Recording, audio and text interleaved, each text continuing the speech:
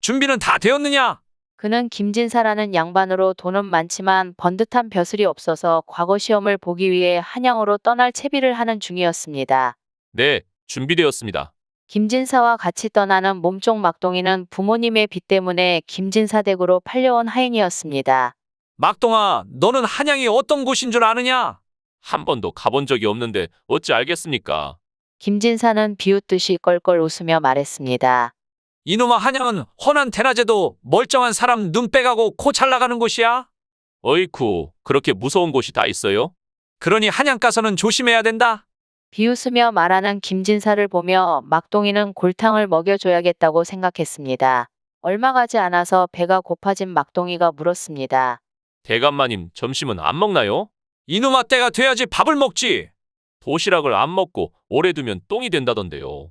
누가 그런 말도 안 되는 소리를 하냐? 멍청한 녀석 같으니라고. 그렇게 길을 가다 산길을 돌아서는데 김진사가 얼굴이 빨개지면서 말했습니다. 어이쿠, 갑자기 배가 왜 이러지? 어디 대변을 볼 데가 없느냐? 아이, 무슨 걱정이세요? 저기 뚝 아래로 가서 똥을 누면 사람들이 다 개가 눈 줄 알 텐데요, 뭘. 김진사는 본인이 개가 된 느낌이라서 불쾌했지만 따질 겨를 없이 똥 밑으로 내려가 똥을 누기 시작했습니다. 그 틈을 타 막동이는 도시락을 얼른 먹고 거기다 똥을 누웠습니다.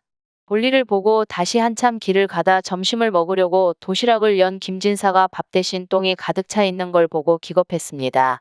그것 보세요. 밥을 안 먹으면 똥이 된다고 그랬잖아요. 아이고, 배고파. 허참, 이게 무슨 일이람? 김진사는 막동이를 의심했지만 막동이가 너무 툴툴거리는 바람에 아무 말도 못했습니다. 점심도 못 먹어서 배가 고픈 둘은 주막을 발견하였습니다. 김진사는 출출하고 갈증도 나서 술 한 잔이 걸치고 싶은데 술이 맛있는지 몰라 걱정이었습니다. 술이 시큼하기라도 하면 양반 체면에 먹다 뱉을 수도 없고 해서 막동이를 불러 말했습니다. 막동아, 주막에 가거든 내가 먼저 술을 맛보거라. 술이 식거든 고개를 젓고 맛있으면 끄덕이도록 하여라. 예, 알았습니다요. 신이 난 막동이가 주막으로 달려가 술 한 사발을 시켜 맛을 보는데 그 맛이 꿀맛이었습니다. 고개를 끄덕거리려던 막동이는 순간 또 한 번 꾀를 부려 인상을 찌푸리면서 고개를 저었습니다. 어차피 마님께서 나눠주지도 않을 테니까 지금 많이 먹어둬야지. 옳지, 이 집 술이시구나. 자칫 욕볼 뻔했다. 둘은 다시 길을 떠나 다음 주막집에 이르렀습니다. 김진사는 이번에도 막동이를 시켰습니다. 막동이가 술맛을 보는데 이번엔 먼저보다 더 맛이 일품이었습니다. 하지만 막동이는 이번에도 인상을 찌푸리면서 고개를 저으니 김진사는 웃으며 안심하였습니다. 저 녀석에게 먼저 맛보게 하길 잘했구만. 그렇게 여러 주막을 거쳐 한 허름한 주막에 다다랐을 때 이번에도 술을 맛본 막동이가 드디어 고개를 끄덕였습니다. 옳거니 드디어 술맛 좋은 주막을 찾았구만. 김진사가 신나하면서 술 한 잔을 맛보는데 그 맛이 너무 시고 털털한 게 목에 걸려 넘어가지 않았습니다. 체면을 차리느라 억지로 술을 들이킨 후 막동이를 보자 마님, 이건 아까 지나온 주막들에 비하면 꿀맛입니다요.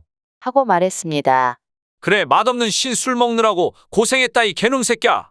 뭔가 꺼림직했지만 사실을 알 리 없는 김진사가 인상을 찡그리며 말했습니다. 제대로 된 식사 한 번 못한 김진사는 늦은 저녁 과거를 보러 가는 양반들이 즐비한 주막에 도착하였습니다. 아는 선비들을 만난 김진사는 술판을 벌이며 술자리에서 오늘 있었던 일을 말해 주었습니다. 김진사 자네 멍청하구만. 저건 저종놈이다 꾸며낸 일이지. 나도 의심은 가는데 증거가 없어서 뭐라 말을 못했네. 저놈이 아주 양반을 가지고 노는구만. 돌아가면 아주 혼쭐을 내주게. 그래야겠구만. 과거 보고 돌아가면 홍군형을 내줘야겠어. 막동이를 술안주 삼으며 껄껄 비웃는 양반들을 본 막동이는 또다시 양반들을 골려줄 궁리를 했습니다. 돈만 많다고 늘 남들은 무시하는 양반놈들 어디 한번 당해봐라. 밤이 깊어 사람들이 다 잠든 무렵이었습니다. 막동이가 일어나 양반들이 자는 방문을 열고 봉창문에 종이를 축축 뜯기 시작했습니다. 그 소리에 깬 양반들이 막동이를 보고 호통을 쳤습니다. 이놈아 지금 거기서 뭐하는 짓이냐. 양반님들, 제 말 좀 들어보세요. 우리 주인마님이 꿈을 꾸었는데 이 봉창종이에 글을 써서 장원급제를 했다지 뭡니까? 그래서 저한테 종이를 뜯어오라고 하셨어요. 뭐 장원급제. 아직 술이 덜 깬 양반들은 장원급제 소리에 눈이 번쩍 뜨여 앞다투어 봉창문을 뜯기 시작했습니다. 이건 내 거야. 무슨 소리야? 내가 먼저 잡았어. 한바탕 난리가 나고 주막집 주인이 나서서야 겨우 싸움을 멈출 수 있었습니다. 이 모습을 지켜본 막동이는 속으로 고소해했습니다. 그 후에도 몇 번을 더 골탕 먹으며 김진사는 한양에 이르렀습니다. 막동아, 내가 전에도 말했지. 한양은 대낮에도 멀쩡한 사람 눈 빼가고 코 잘 나가는 곳이라고. 김진사가 거들먹거리며 말했습니다. 네, 알겠습니다요. 그리고는 장터에 들려 다녀올 데가 있다며 막동이더러 기다리고 있으라고 했습니다. 땡볕에서 한참을 기다린 막동이는 덥고 짜증이 났습니다. 언제까지 기다리람? 에라, 모르겠다. 막동이는 마전으로 가서 말을 팔고 판돈으로 맛있는 음식을 잔뜩 사 먹었습니다. 그리고 먼저 있던 자리로 돌아와 두 손으로 눈과 코를 가리고 웅크리고 앉아 있었습니다. 마침 김진사가 돌아와 보니 말은 없고 막동이가 눈과 코를 가린 채 앉아 있었습니다. 이놈아, 말이 없어졌는데 도대체 뭐 하고 있느냐? 막동이가 놀라는 척하며 손을 떼고 말했습니다. 말이 없어졌다고요. 큰일 났네. 난 한양이 눈 빼먹고 코 잘 나가는 곳이라길래 가리고 있었더니 글쎄 어떤 놈이 말을 훔쳐갔네. 뭐라고 이 고얀 놈? 양반 체면에 하인 놈한테 매번 당했다는 사실이 나쁘끄러워 참고 있었는데 김진사의 뚜껑이 열려버렸습니다. 본인은 당장 과거 시험을 치러야 되니 막동이를 불러 말했습니다. 나는 과거 시험을 치르고 볼일까지 마친 다음 갈 터이니 먼저 집으로 내려가거라. 그리고는 막둥이 옷통을 벗게 하고 등에다가 집으로 보내는 편지를 쓰기 시작했습니다. 내 이 막동이 때문에 한양까지 오면서 엄청 고생을 했소. 이놈이 도착하는 대로 용왕담 깊은 연못에 풍덩 빠뜨려 버리시오. 나는 볼일 마치고 돌아가겠소. 막동이는 편지 내용이 대충 예상이 되었으나 그를 모르니 정확한 내용을 알 수가 없었습니다. 사실 막동이가 이렇게 김진사를 골탕 먹이는 데는 이유가 있었습니다. 양반이랍시고 거들먹거리는 것도 보기 싫어서이지만 일부러 자기 부모에게 막대한 빚을 지게 하고 자기를 종으로 데려온 것에 대한 분노가 있었습니다. 혼날 생각에 걱정을 하며 김진사 댁으로 내려가는 도중 스님 한 분이 힘없이 걸어오는 게 보였습니다. 스님 왜 이리 기운이 없어 보이세요? 내 며칠을 굶었더니 기운이 없소이다. 마침 내려오면서 먹으려던 떡을 들고 있던 막동이는 스님에게 나누어 주었습니다. 이 떡 하나 드셔보세요. 그렇지 않아도 배가 고팠던 스님은 허겁지겁 떡을 먹어치웠습니다. 마침 배가 고팠는데 잘 먹었습니다. 어떻게 보답을 해드려야 할지. 스님, 그렇다면 제 부탁 좀 들어주세요. 제 등에 써있는 편지 내용 좀 알려주세요. 막동이가 옷을 벗고 등을 보여주자 내용을 읽은 스님은 혀를 차며 말했습니다. 이거는 살생을 하라는 소리 아닌가? 스님이 알려준 내용을 들은 막동이는 깜짝 놀랐습니다. 이대로 가면 내가 죽겠구나. 안 되겠다. 막동이는 스님에게 편지 내용을 수정해달라고 요청했고 떡을 얻어먹은 스님은 막동이 요청대로 편지를 수정해 주었습니다. 내가 막동이 덕에 과거 시험도 통과하고 좋은 일이 많이 생겼소. 막동이는 하인으로는 아까운 아이이니 노비문서를 없애고 막내딸과 혼인시키시오. 이번 달 말이 혼인하기 좋은 날이니 그날을 넘기지 마시오. 나는 볼일을 다 마치고 내려가겠소. 스님이 어찌 글을 잘 쓰던지 김진사 글씨체와 똑같았습니다. 스님에게 감사 인사를 드리고 김진사 댁에 도착한 막동이는 안방마님에게 편지 내용을 보여주었습니다. 드디어 과거 시험에 붙으셨구나. 집안의 경사로다. 안방마님은 너무 좋았지만 한편으로는 막내딸을 막동이와 혼인시키라는 내용에 어리둥절했습니다. 하지만 김진사의 명을 어길 수는 없어서 막내딸과 막동이를 혼인시켰습니다. 이게 무슨 일이냐? 왜 저놈이 살아있고 막내딸과 결혼까지 한 것이냐?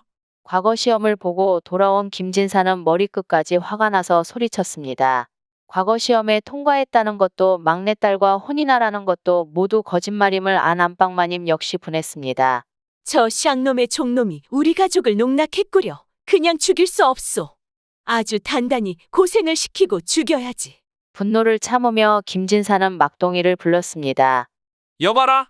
대대로 우리 집안 사위는 뒷산 용왕담에서 밤새워 정성을 들여 집안의 평안을 기원해야 한다. 김진사는 힘센 하인을 시켜 용왕담 근처 소나무 가지 위에 밧줄로 망태를 묶어 놓으라 시켰습니다. 저기가 기원을 드리는 장소이니 밤새 정성껏 드려라. 내일 아침에 와서 내려주마. 그리고는 혼자 남겨둔 채 집으로 돌아왔습니다. 밤새 벌벌 떨게 하고 연못에 빠뜨려 죽일 작정이었습니다. 여차하면 내일 아침에 죽게 생겼구나. 막동이가 추위에 오들오들 떨고 있을 때 용왕담 주위를 지나가는 그릇장수를 보았습니다. 아이고, 눈이야. 거 무슨 일이요? 사람 목소리에 그릇장수가 깜짝 놀랐습니다. 자초지종을 들어보니 그릇장수가 눈병이 심해 연못에 눈이라도 씻으려고 오는 중이었습니다. 나도 지금 눈병이 심해 여기에서 병이 낫기를 기원하고 있는 중이었소. 그런데 하루 만에 이렇게 다 낫지 뭐요. 그러고 그릇장수가 막동이 눈을 보니 멀쩡해 보였습니다. 여기서 기원을 드리면 눈병이 낫는단 말이요. 나도 한번 들어가 봅시다. 그렇게 하시오. 그렇게 망태에는 엉뚱하게 그릇장수가 갇히고 막동이는 그릇장수의 짐을 짊어지고 도망가 버렸습니다. 다음날 김진사가 하인을 데리고 용왕담에 올라 망태를 매단 줄을 잘라버렸습니다. 이번에도 꾀를 부려 위기에서 벗어난 막동이는 그릇장수의 그릇을 판 돈으로 윤기가 흐르는 비단옷을 해 입었습니다. 그리고 다시 김진사 댁을 찾았습니다. 장인어른 막내 사위가 돌아왔습니다. 김진사와 가족들은 어안이 벙벙했습니다. 내 분명 망태를 잘라서 연못에 빠뜨렸는데 죽은 줄 알았는데 비싼 옷까지 해 입고 살아있는 걸 보니 무슨 일인가 싶었습니다. 이게 어찌된 일이냐? 내 너를 다음날에 꺼내주려 왔는데 연못에 빠져서 없어졌더구나. 네, 장인어른 누가 저를 죽이고자 연못에 빠뜨렸는데 물고기 한 마리가 나타나 저를 태우고 용궁으로 가지 않겠어요. 용궁이 어찌나 살기 좋은지 저 혼자 살기 아까워 용왕님께 말하고 장인어른 모시러 이렇게 왔습니다. 그게 정말이더냐? 제가 왜 거짓말을 하겠습니까? 연못 이름도 용왕담 아닙니까? 용궁을 보고 싶은 마음이 굴뚝 같던 김진사가 말했습니다. 이복의 사이 우리 용궁 보러 갈 수 있을까? 그러시지요. 바로 당장 가시지요. 막동이는 김진사 댁 식구를 데리고 용왕못으로 갔습니다. 그리고 소나무 아래를 가리키며 말했습니다. 저기가 입구입니다. 얼른 가시지요. 그러자 미련한 김진사는 처자식들을 데리고 모두 물속으로 들어갔습니다. 마지막에 막내딸이 뛰어들려고 하자 막동이가 옷소매를 붙잡았습니다. 거기는 무엇하러 들어가나? 자네는 나랑 여기 삽시다. 막동이는 처가집 식구를 모두 용궁으로 보낸 채 아내를 데리고 돌아와 김진사 행세를 하며 살았다고 합니다.